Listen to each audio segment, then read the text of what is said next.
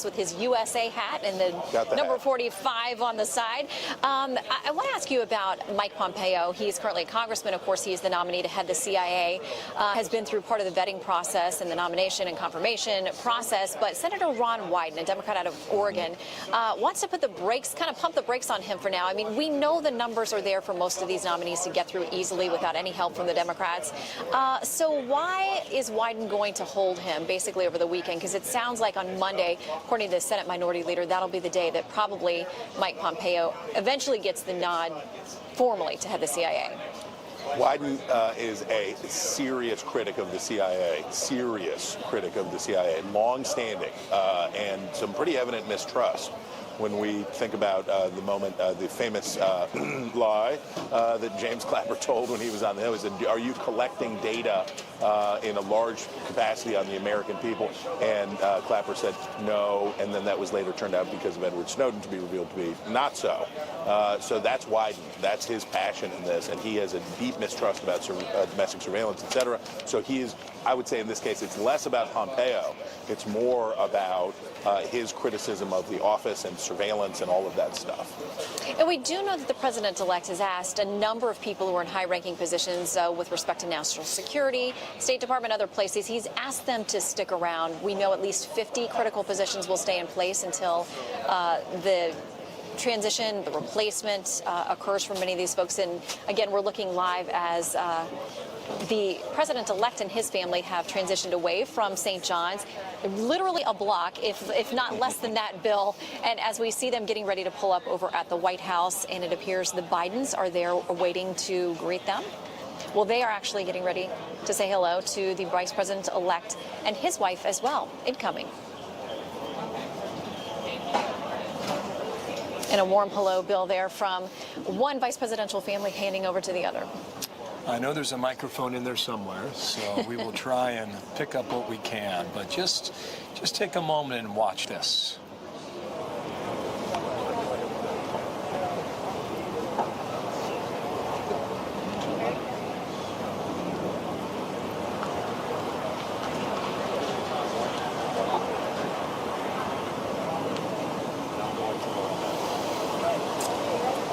The warm hugs, the warm handshakes, the welcome. I'm sure saying to them, you have no idea the adventure you're about to embark on. No question. From the Naval Observatory, where the Vice President makes his home, the Bidens will be departing back to Delaware, Shannon. The way he has come to Washington going back to the age of 29 by way of Amtrak. Joe Biden told us yesterday he'll take the train out of town later today. And so now we await the next arrival for Donald Trump and his wife Melania, and think about how this town can change, not just politically, but socially. Donald Trump likes to go to these events, and one can make the case that President Obama was somewhat more insular, not that he did not like to attend, but perhaps will not attend as many as Mr. Trump will. And then Bush 43 was famous for making an early appearance. Lights out. And then going to bed early. And there's nothing wrong with that. It's just a different style and different approach. And based on what we have seen in the past 48 hours, Donald Trump has barely missed an event, a moment here in Washington. So here we go as we await Michelle and Barack Obama and the arrival of Donald John Trump and the next First Lady, Melania.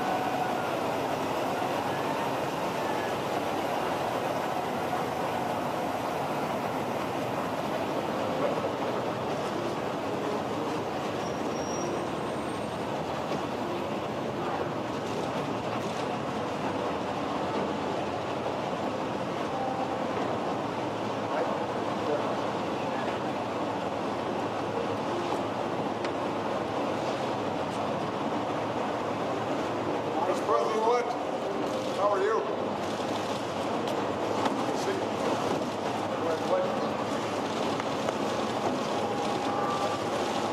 It's so nice to see you. How are you? I'm doing very well. Thank you. We got to be in the official picture. So now we'll get used to the protocol. You go right here. Melania, you're going to go on the other side. No, hold on a second. We will take care of the protocol.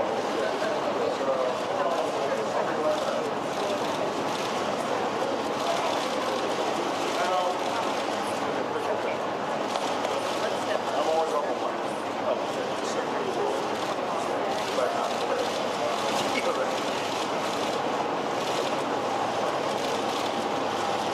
How was church?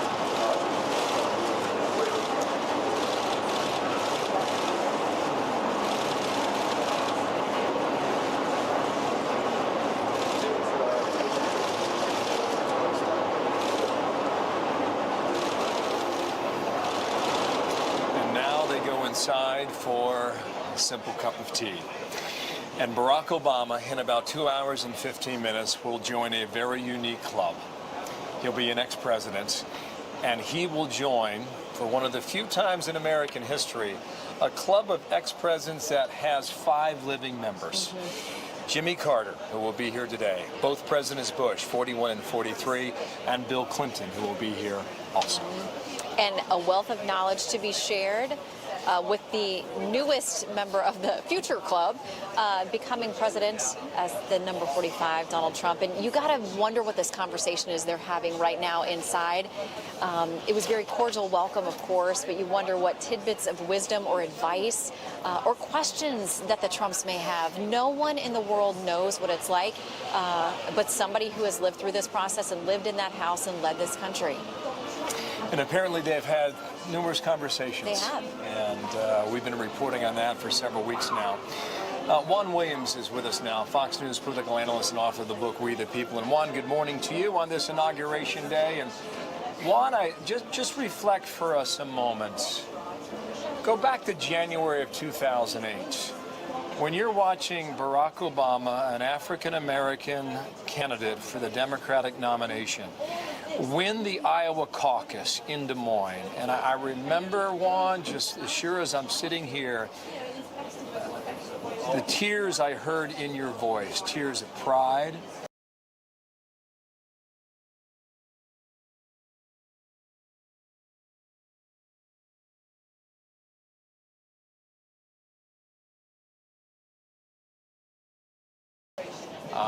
And accomplishments, and how deeply that touched you and so many others. And 8 years later, how do you now frame the past 2 terms of an outgoing African-American president and Barack Obama? Well, Bill, you're exactly right. I mean, Obama's victory in Iowa was emotional, and then, of course, you come forward to 2009 and his inauguration on what was an icy cold, like near zero temperature day in Washington. And of course, this city and this mall behind me just mobbed with people to the point where Secret Service and security had to stop people from coming in. So that's the kind of optimism, the sense of making history, a breakthrough that attended Obama's inauguration. I think Trump's inauguration also is highly historic. We've never had someone who's never served in public office, never been elected to public office, never been in the military, a real businessman, a brand name here. And I think if we look back at this moment on the Obama years, I think you'd have to identify some of the difference in terms of the polarization, the heightened polarization at this moment. You think about his accomplishments. I'm sure that the Obama team would say that preventing a depression, we were in a deep recession coming out 08, start of 09, if you recall, but also, of course, the very controversial and polarizing Obamacare, the controversial polarizing climate care deal, the Iran nuclear deal. All of these issues absolutely divided not only the Congress, but the American people, the American media, and that's attending. That reality now extends to this moment as Obama leaves office and leaves the economy and so many of those international concerns to President-elect Trump. Yeah. You know, Juan, you came to the White House as a young man in the 1980s covering Ronald Reagan. I know you remember that quite well. And here you have a meeting of the minds between Barack Obama and Donald Trump. And in so many ways, they could not be more different.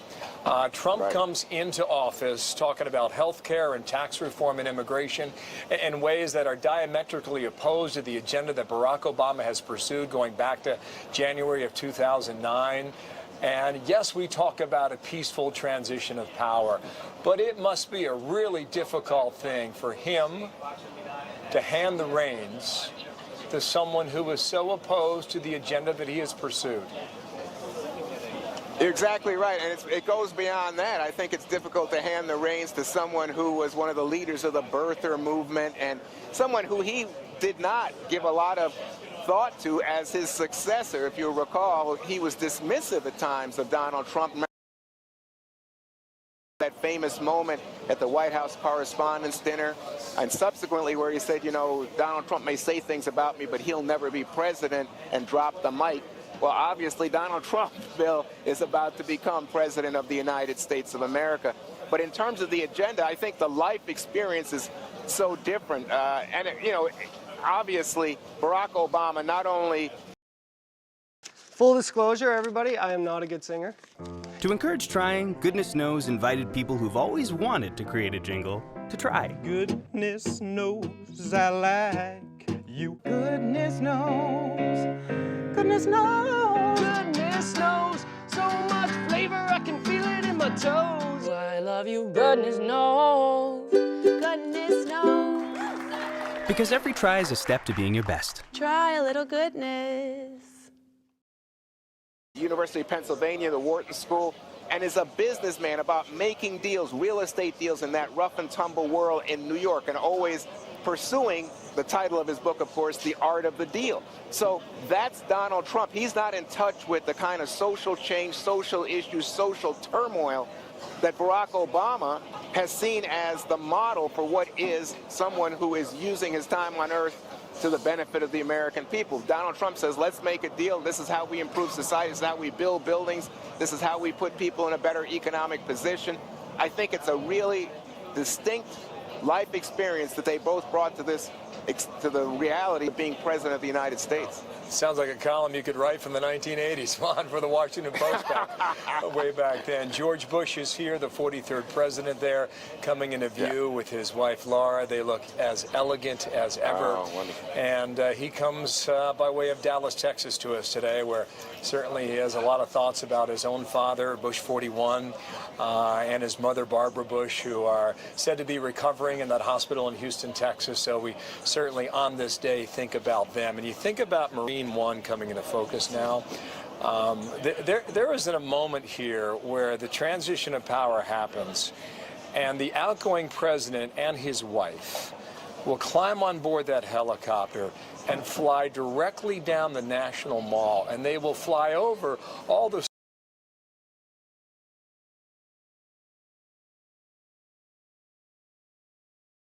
specifically 8 years ago, when the Bushes got on board that helicopter and made that trip down the National Mall. And listen, a lot of the folks here voted for Donald Trump, and back in 2009, a lot of those folks voted for Barack Obama, and they were not happy with the policies of the Bush administration. And I will suggest to you, Juan, in the most polite and gentlemanly terms possible, the departure from the crowd yelling up to that helicopter was not something you would put on TV or even cable television. But this is the moment that happens every 4 years, in this case, every 8 years. Now, you talk about the agenda.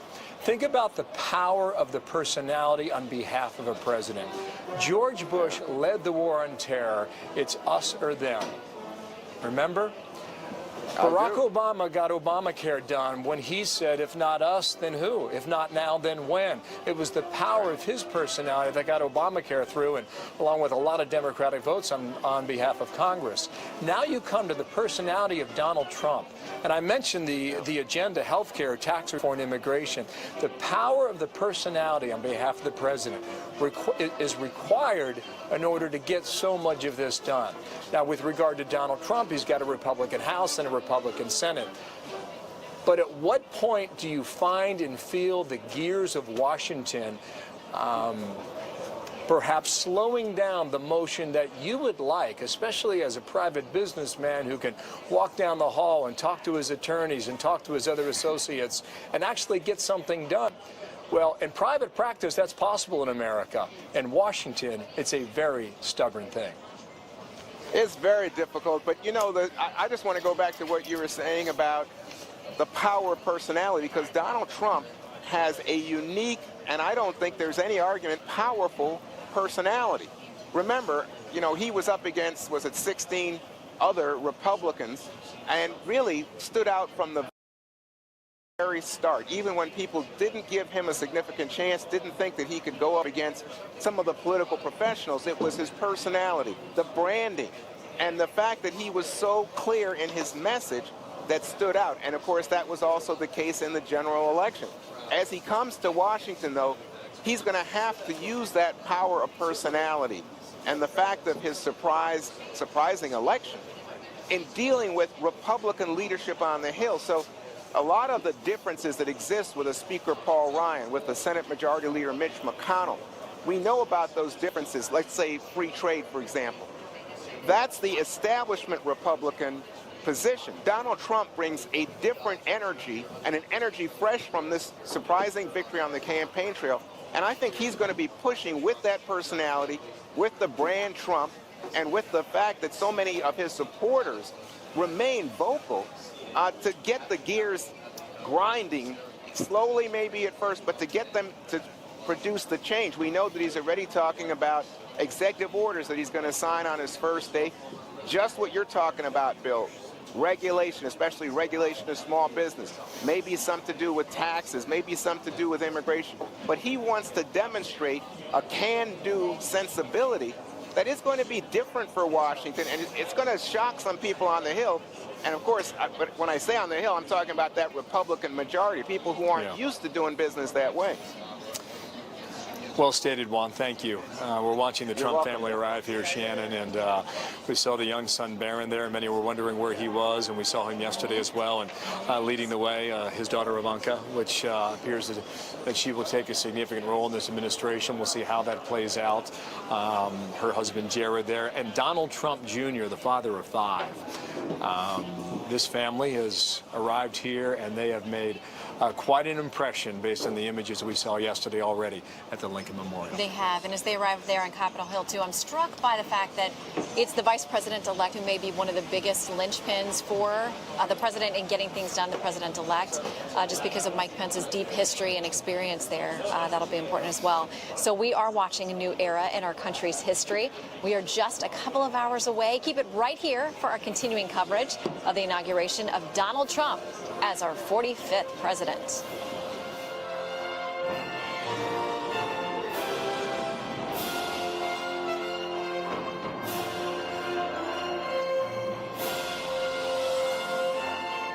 How long has it been since you left the agency? I'm an ex-spy. I don't pretend to be anything more than that. How do we deal with homegrown, do-it-yourself jihadists? When do we start arresting people for crimes they might commit? I don't know about you, but I'm not taking any chances. Not here. The new president's not a fan of our covert action program. Keeping the country safe is big business right now. I don't think you understand. Where should you start when you're told you have cancer? Start with a specialist. Start where you'll find advanced technology, precision treatment options, and truly compassionate care. Start here with a team of experts who treat only cancer. Every stage, every day. It's not one thing we do, it's the only thing we do. Start at Cancer Treatment Centers of America. The evolution of cancer care is here. Learn more at cancercenter.com/experts. Appointments available now. In the name of the Father, and of the Son, and of the Holy Spirit. The greatest story ever told. I believe you are the Son of God. Finding Jesus returns this spring on CNN. So, you've decided to go to college. That's cool. So, pop quiz. Which is a better way to earn your degree? Commute to college and fill your gas tank, get stuck in traffic, drive in bad weather, try to find a parking space, walk a half-mile to class, or learn online at Independence University. You don't go to college. College goes to you. That's independence. That's Independence University. And all your supplies, including a brand new laptop and tablet, are included with tuition. Independence U, for an independent you. Call 1-800-791-9211. It's never happened before and may never happen again at Acura of Omaha. For a limited time and while they last, you could be driving a loaded new 2017 Acura RDX all-wheel drive from $299 a month, or a loaded new 2017 MDX all-wheel drive from $399 a month. New 2017 RDX is $299 a month. New 2017 MDX is $399 a month. At Acura of Omaha, 4211 South 144th Street, always open at AcuraofOmaha.com. Most trusted name in news.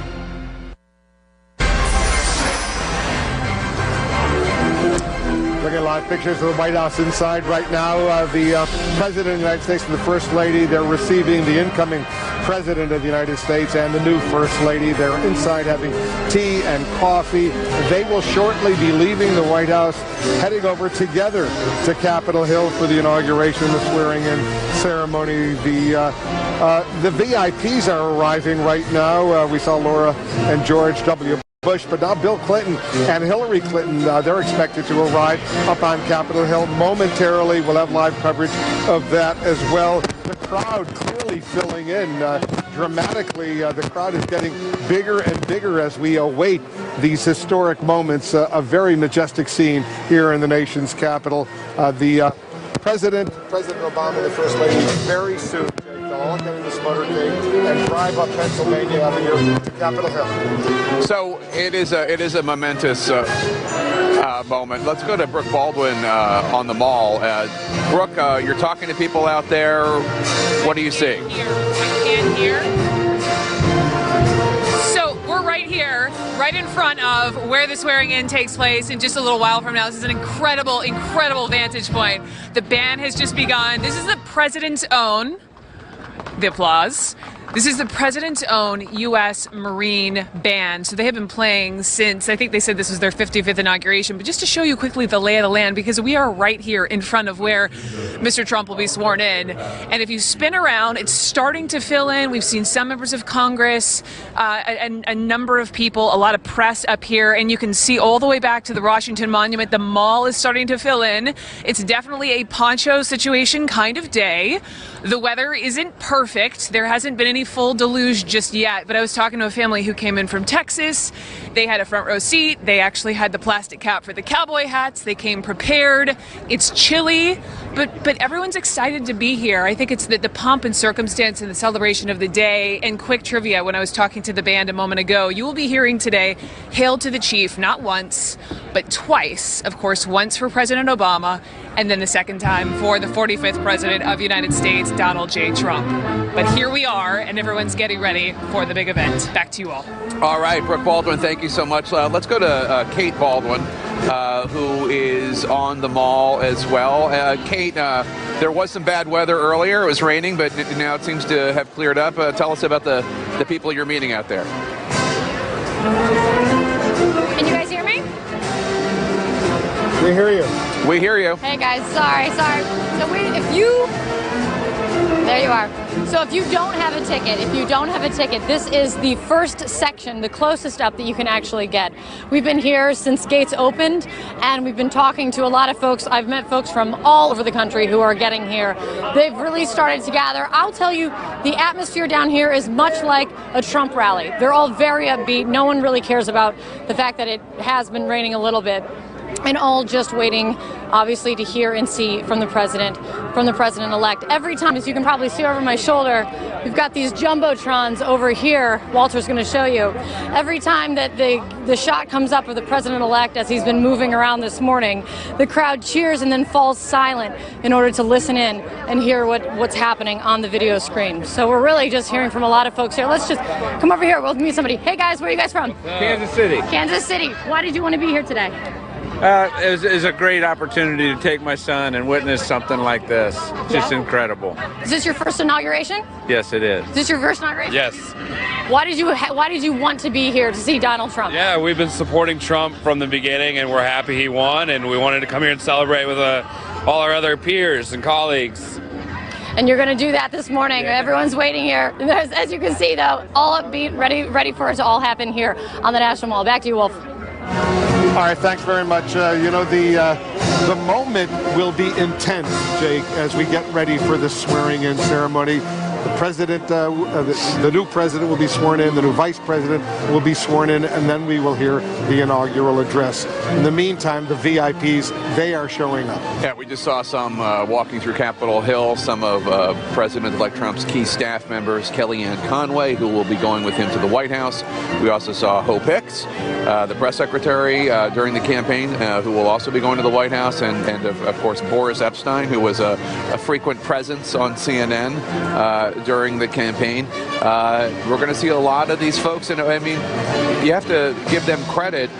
It was really a small band of believers who were with President-elect Trump. And a lot of people, a lot of Republican staffers here on Capitol Hill, a lot of Republican officials out there in the heartland were skeptical of President-elect Trump, opposed him, didn't join his team.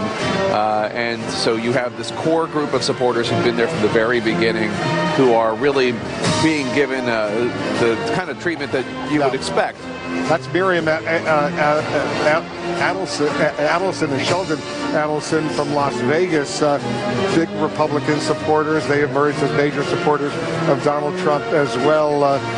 They're from the Venetian Hotel in not only Las Vegas, but in Macau, China as well. And Donald Trump just joked the other day something about how Sheldon only spent $125 million to get him elected. Only $125 million. Not even a penny when it comes to Sheldon Adelson's pocketbook. But one thing I do want to mention, you mentioned the VIPs coming in. We talked earlier about the fact that Donald Trump's youngest son, Barron, was not at the church service. We did see him coming in with the rest of Donald Trump's children, so we do expect him to be here at the ceremony to witness history for the first time. Just happens to be history that his father is making. Yeah. You know, John, you and I covered the Bill Clinton administration. Momentarily, we'll see Bill Clinton and Hillary Clinton arrive here for this ceremony. They're going to be observing it. He's the former president, but she really is the story right now. She will be here suffering what has been for her a very bitter loss. And that sends a signal, too, to Democrats in the country, to Republicans in this country as well, to people watching around the world trying to figure out what is this moment. Jake noted a few moments ago, we know a lot of Democrats, especially House members, are boycotting. Other Democrats don't want anyone to normalize or accept the Trump presidency. Well, it is a fact of life. Donald Trump is going to be the 45th president of the United States. And so those who have had the highest positions, the current president of the United States, former President Carter, former President Clinton, and his opponent in the election. They have not been together since that Al Smith dinner in the same room. Donald Trump and Hillary Clinton in late October, that was. Obviously, they debated during the campaign. They spoke on election night. There's no question she's still heard about this. We've only seen her a few times. A couple of public speeches. People have bumped into her hiking and taking pictures of that. Sightings in the woods. Sightings in the woods. But her presence today, it does send a signal. And the grumbling about it among Democrats shows you, again, the state of our divided, very polarized democracy. All the celebration, all the majesty of today won't erase that. And there are big questions about the future of the Democratic Party. President Obama steps aside. The Clinton chapter in Democratic politics is over. Big questions about governing here in Washington, and big questions about how the president-elect, soon-to-be president, again, how does he extend his hand? How does he extend his words? What is our conversation a month from now about the governing style? Does he reach out to Democrats? There are a lot of Democrats who say, how can he give a speech to unify the country today when in the 10 weeks since the election, he hasn't done a lot of that. He hasn't called a lot of us in. He hasn't said he would do this. Well, today is about ceremony, majesty, transition of power, but it is a giant challenge for the president-elect. And to be fair, Mike Pence, his almost vice president, has done a lot of outreach here at the Capitol with Democrats. More in the Senate than in the House, but he has spent a considerable amount of time, given the fact that they do have a Republican majority and they have a lot on their plate, trying to do one-on-one meetings with Democrats, including his former rival, Tim Kaine. And, you know, the thing about it is, this is going to be, I believe, the second biggest protest when we're talking about Democrats or people in Congress of the opposite party not showing up. Biggest since Richard Nixon. Yes, but something like 60-something House Democrats not attending? I believe it's about that. Having said that, the fact that Hillary Clinton, the woman who was thinking that she was going to be back there raising her hand and putting her other one on the Bible, is showing up, is sending a signal not just to all of America, but I think perhaps to those Democrats that, you know what, to make a difference, you got to show up. And I know that you can use your voice by protesting and send a signal by protesting and not being there, but it's a very different approach to take that I think that she is showing leadership on to the people in her party who want to listen. The perspective of the Trump team is that there have been Democrats not just protesting what he has said and done, but they are calling him illegitimate. This is obviously a very sore subject for President-elect Trump. We see Newt Gingrich and Callista Gingrich walking through the Capitol there. And this is a sore subject. And the way John Boehner, former Speaker of the House. All the VIPs are arriving right now. Sarah Murray's getting some new information for us on what happened in that private church service a little while ago. Sarah, what are you learning? Well, Wolf, I'm told it was a very moving ceremony, and I just spoke with a friend of Donald Trump's who says the moment is clearly hitting him. This person said that Donald Trump was clearly emotional, particularly as he was leaving the church, that he took time on his way out to hug various members of his incoming cabinet. This person said that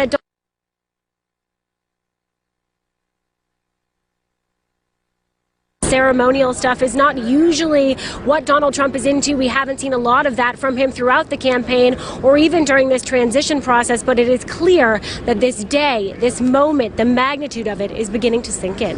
Wolf? And will sink in even further as we get closer and closer to that magic moment. We were just talking about how President Obama was meeting with members of the White House staff. We just were told that they presented him with two on the first day of the Obama presidency, and the second one flown this morning, the last day of the Obama presidency, moving gifts from the White House staff to outgoing President Obama. And can I just say, as we watch John Boehner, who was the Speaker of the House until about a half a year ago, maybe even longer, walk through there, it is a reminder that this movement that put Donald Trump in this place where he's going to be started on his watch, and started probably 6, maybe 8 years ago, but probably more 6 years ago, that put John Boehner in charge of the House. It swept Republicans into the House. They took control of the majority, and it was that Tea Party movement, that anger at Washington, that morphed into the movement that backed Donald Trump. The anti-establishment. He was the very personification of the establishment. Yeah, he lost his job and because he got, of those people. He got ousted, and now he's back for the first time. There's Steve Bannon, one of the top aides to the incoming president of the United States. He'll have a very significant role in the White House, together with Jared Kushner, Reince Priebus, who will be the White House chief of staff, Sean Spicer, who will be the press secretary. So, just to go back to the point I was trying to make, from the perspective of the Trump team, they are not being treated fairly. They are not being given the deference and respect that a normal president-elect would get. I'm not saying this is my point of view or anybody's point of view, but this is their point of view. And just a point of example, the National Cathedral Choir, which was singing just a few minutes ago, beautiful, students from the National Cathedral School here who are part of this choir that's associated with the National Cathedral, that was controversial that they sang here. Parents did not want their students, their children, to be singing at the inaugural of Donald Trump. And the director of the National Cathedral gave a statement saying, this is what we do for presidents. We offer this every time. We are setting an example of civility for President-elect Trump and for everyone. But even that act of singing at an inaugural by the National Cathedral Choir became controversial. And that's one of the things that President-elect Trump and his team have been responding to, again, take that as you will. So much of this event has become so controversial for Democrats, and what, about 60 of them in the House of Representatives, not in the Senate, but in the House, are boycotting this inaugural. This is my night. I go back to George H.W. Bush when I first came to Washington after the '88 presidential campaign, and I don't remember anything even close to this in terms of the rawness, the boycotts, each side accusing the other of being, whether it's illegitimate or being too political or not trying to bring the country together. And to Jake's point, we say these things, and the Democrats, John Lewis, the civil rights icon, Congressman from Georgia, says he'd use Trump as illegitimate. That's a debate within the Democratic Party. The Trump campaign feels that people keep citing the Russia hacking investigations and all that to try to somehow say he didn't win fair and square. Each side has their view, and one of the challenges, this week normally becomes the week when everybody says, let's set that aside. Let's be Americans.